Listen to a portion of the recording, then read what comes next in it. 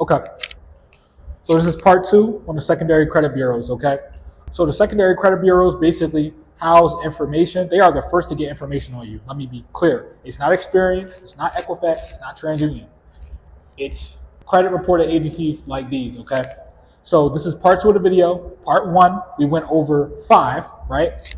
This video, we're going to go over the other 6 because there are 11 in total, right? These secondary credit bureaus, they are reporting agencies that will report on different types of financial activities and financial events that you engage in your life, such as opening a bank account, writing a check, getting a credit card, all right, paying rent, all right? So, LexisNexis, credit information, so payment history, you know what I mean? If you open new credit accounts, all right, stuff like that. Criminal history, all right? If you've been in jail, if you've been incarcerated, if you had a felony, all right? Some of you guys definitely need to check LexisNexis. LexisNexis might have 400 to 500 pages of information on you, okay? And probably 95% of it is not even accurate, okay? This is just stuff that's gathered across the web, okay? Because the way that these secondary credit reporting agencies work, right? I'm going to be honest and give you all a deep dive, right?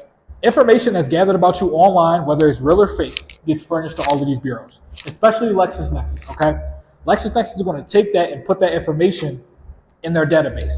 It can be, your name can be John Smith and you live on 1 Main Street in San Diego, and there's another John Smith that lives on 1 Main Street in South Dakota, right? But his information is going to be on your LexisNexis credit report, all right? So that's how crazy LexisNexis information is, all right? They just compile information that's resold to them from websites, department store websites like Walmart, Best Buy. If you ever applied for insurance before, or somebody with a similar name has ever applied for insurance before, all right? There's so many online places that they gather this information, y'all. So it's definitely best to go ahead and always get a copy of these consumer reports so you know exactly what you need to go ahead and remove. And if you know that you want to get credit repair done, opt out of all of it. Opt out of all of it, all right? So that's LexisNexis, credit, criminal records, all right, and public records. Public records include, bankruptcy, right? If you ever declared bankruptcy, Chapter 7, Chapter 13, tax liens, if you ever been behind on taxes for a house, a warehouse, all right? Anything, right? Judgments, okay? Child support, okay? All this, LexisNexis. Telecheck, all right? Telecheck specifically has to do with check history, okay? So look, all them people, you know what I'm saying, that, try to do these check plays, here, bro, this is a slip, walk it in, deposit it, you know what I'm saying? Once it clear, take all the money out, right? And then you do that, and then your account clap in the negative, right? That fraudulent check that was put in there, that gets reported to Telecheck, all right? Ask me how I know. When I used to not have money like that, that's a play I ran. And they put my ass in the system for like 5 years. I didn't even know how to dispute it. I just had to wait for it to fall off, all right? So this is me just talking from personal experience as well, okay? So that's just something I want y'all to be cognizant about. I'm going to give you the real, right? So check history, if you ever, they report on check history, okay? So if you had successful checks, you'll have a good credit score. You'll have a good report. If you had unsuccessful or return checks or bounce checks or any check fraud, all right, it's going to be reported to Telecheck, right? So if you know that happened, you need to get that disputed. You need to get that removed and opt out. Clarity Services, all right? Clarity Services is a smaller company that is from Experian, okay? Experian has a smaller company called Clarity Services, okay? Clarity Services has everything to do with payday loans, all right?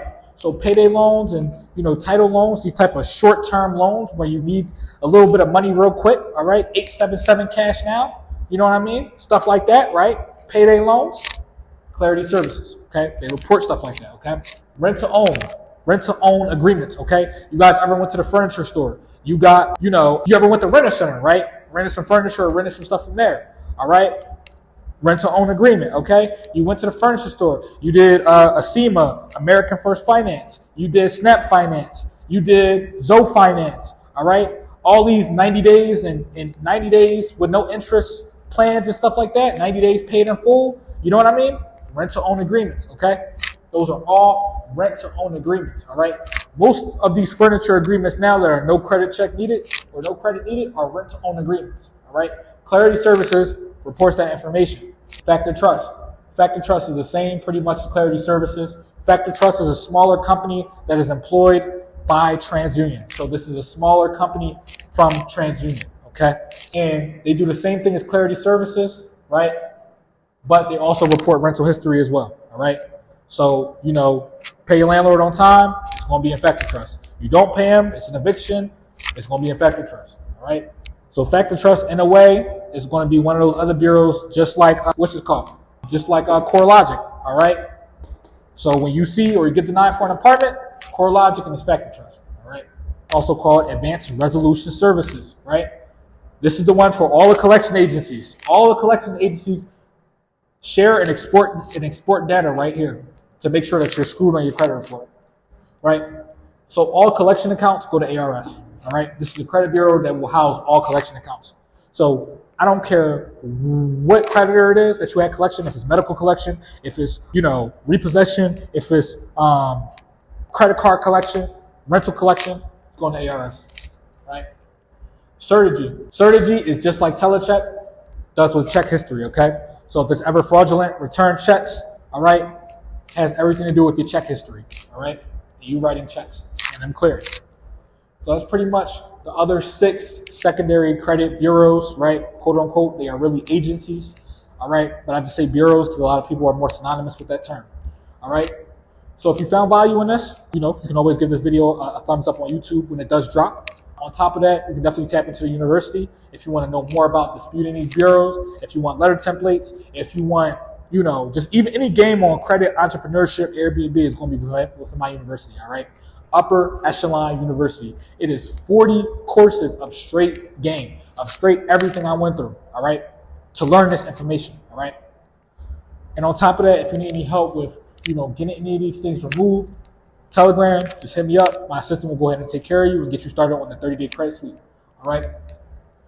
With that being said, y'all, that's pretty much it for today. I just wanted to go over this because not a lot of people are going to go as in-depth with these secondary credit bureaus. And a lot of people probably only told you about LexisNexis and SageStream and maybe Chexsystems. They ain't tell you about the rest. But I'm going to tell you about everything, right?